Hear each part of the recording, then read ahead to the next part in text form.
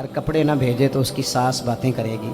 یہ چھوٹی عید گزری تھی نا، تو ہمارے ہاں کچھ لوگ سمجھتے ہیں کہ سخاوت صرف رمضان میں ہی کرنی ہے، اور رمضان میں ثواب زیادہ ہے، ورنہ راشن ونڈن والے اور لوگ کو عیدوں بعد بھی بھوک لگ دیجیے، عید کے بعد بھی اسی طرح ہی غریب کے ساتھ پیٹ ہوتا ہے، لیکن توجہ نہیں۔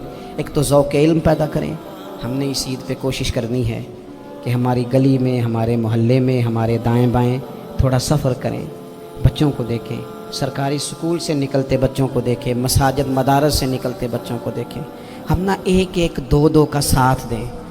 یہ جتنی سیاسی جماعتیں کام کر رہی ہیں، جن کی حکومت تھی، جن کی ہے، پتہ نہیں کل کس کی آئے گی، میں تو ذاتی طور پر ان سے پورا مایوس ہوں۔ مجھے تو نہیں لگتا کہ جتنے لوگ آج تک حکومت کر چکے ہیں، بار بار آتے ہیں یا پچھلی حکومت گئی ہے، ان کے پاس کوئی پلان ہی نہیں ہے۔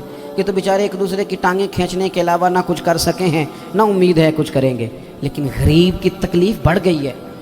میرے پاس بیسیوں لوگ آتے ہیں، آتے تو وہ دعا کا کہنے ہیں، آتے تو صرف یہ بتانے ہیں کہ اس مشکل میں ہوں، دعا کرنا۔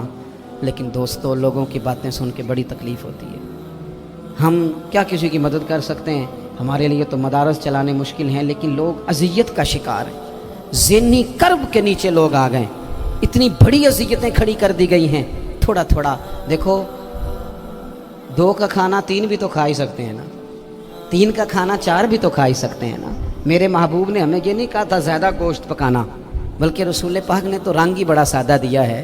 کریم نے فرمایا، عائشہ شوربہ ذرا زیادہ کر لو، پڑوسیوں کو بھی سالن دے دیں گے، تھوڑا شوربہ زیادہ کر لو، اسی کو بڑھا لو، تھوڑا شوربہ بڑھا لیں، تھوڑا تھوڑا ایک دوسرے کی مدد کریں، دست شفقت رکھیں۔ گلیوں میں سنسان لوگ، اب تو لوگ ایک دوسرے سے دکھ بھی نہیں کہتے، وہ کہتے ہیں دینا کسی نے ہے کچھ نہیں، اور تماشا الگ سے بن جائے گا۔ دوستو، ہم نے خود ایک دوسرے کا ہاتھ بٹانا ہے۔ جو لوگ صاحب ثروت ہیں، دیکھو ایک ہی باپ کی اولاد ہوتی ہے، ایک کو اللہ بڑا نواز دیتا ہے، 2-3 کمزور رہ جاتے ہیں، اس کو چاہیے وہ دوسروں پہ دست شفقت رکھے۔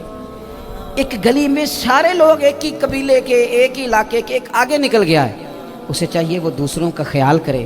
عزیز بھائیوں، ہم نے اس کمر توڑ مہنگائی کے دور میں، تقریر تو میں کر رہا ہوں، یہ کسی اور نے کیسے شروع کر دی؟ جمعوں میں، محفلوں میں کانوں کے ذائقے کے لیے نہ آئیں، اس لیے آئیں کہ میرے علم میں، میرے عمل میں یہ کوئی اضافے کی بات بنے گی، میں کوئی نصیحت حاصل کروں گا تو میرے دل کا زنگ اترے گا۔ ہمارے ہاں یہاں لوگ مزے کے لیے آتے ہیں، اور آج کل لوگ فوٹو کے لیے آتے ہیں۔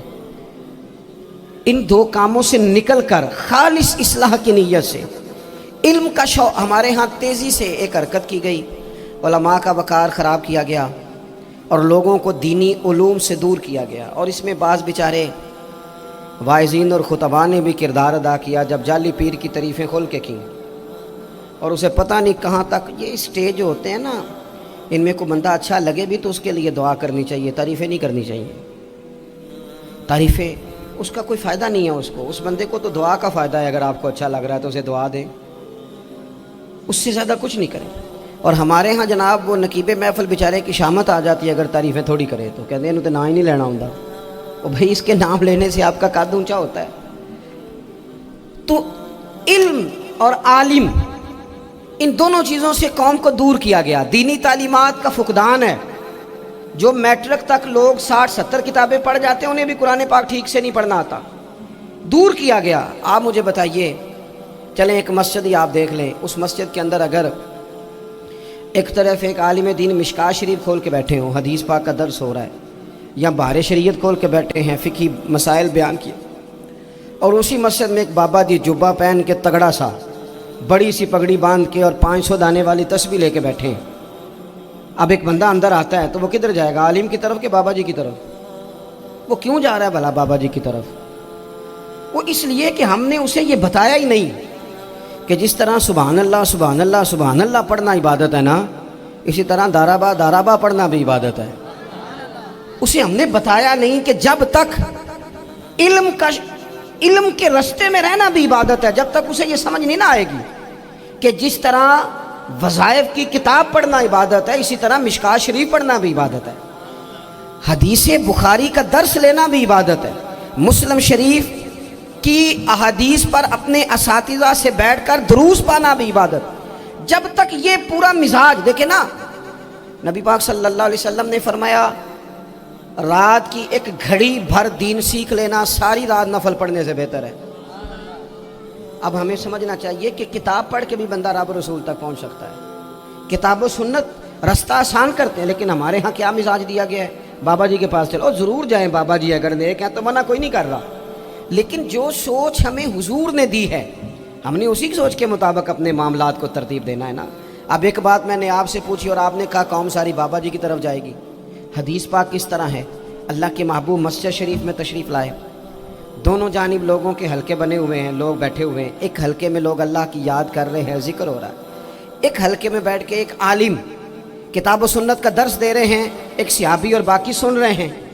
خاص توجہ کریں نوجوان میری بات پر، رسول کریم صلی اللہ علیہ وسلم دونوں کے بیچ کھڑے ہو گئے اور کریم نے فرمایا دونوں محفلیں خیر کی ہیں، دونوں ہی حلقے خیر کے ہیں۔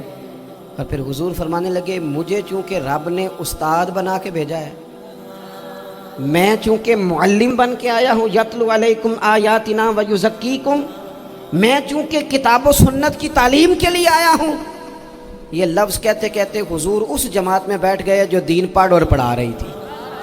حضور وہاں بیٹھے جہاں بات دین کی ہو رہی، جہاں لوگوں کو اللہ رسول کی بات بتائی جا رہی۔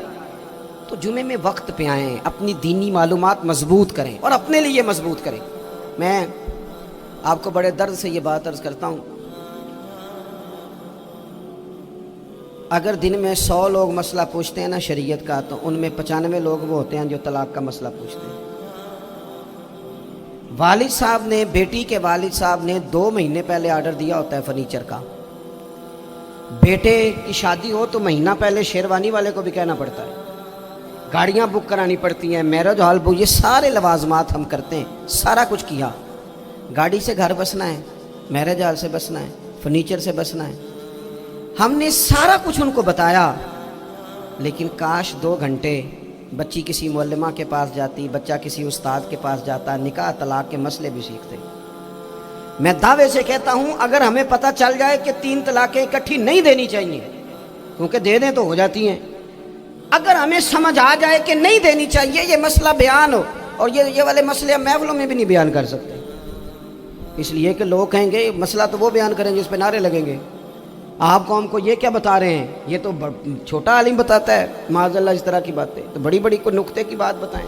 اور اس طرح ہمارے ہاں وہ 1 گھنٹہ پہلے نہیں کہتے تگڑے ہو جو میں جملہ دینے لگا، وہ پتہ نہیں جملہ آ رہا ہے کہ ایٹم بم آ رہا ہے۔ بچوں کو دیکھیں، بہت سارے ماں باپ کے پاس گنجائش نہیں ہوتی، لیکن اس نیت سے کہ بچوں کے دل ٹوٹ جائیں گے، عید پہ کیسے گزارا کریں گے، مشکل سے بھی کپڑے خرید کے دیتے ہیں، اس طرح ہم اپنے بچوں کو بھوک سے، پیاس سے، مایوسی سے بچاتے ہیں۔ اس طرح ہمارے رب نے ہمارے ذمے لگایا ہے کہ تم اپنے بچوں کو کوشش کرو دوزخ کی آگ سے بچانے کی۔